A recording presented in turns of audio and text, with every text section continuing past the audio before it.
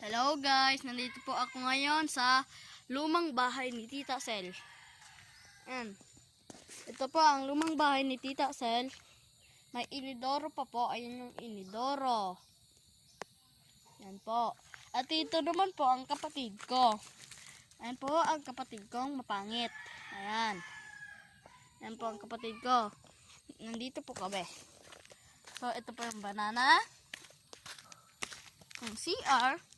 Dito po part yung CR. At saka may tubo. Yan po yung tubo.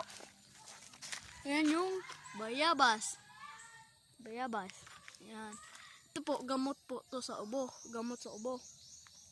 Lagundi. Yan po. Yan po, may pusa po doon. May pusa.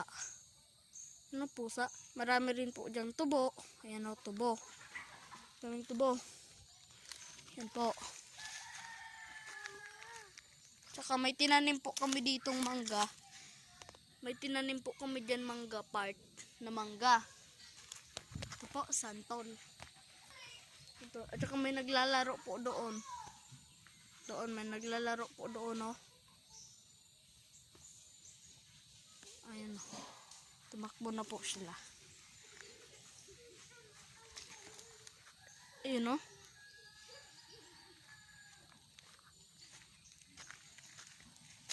Diyan ka lang, lalagyan ka lang.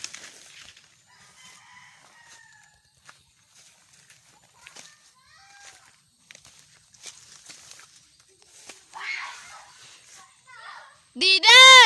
Utuwa! Sayo kakao!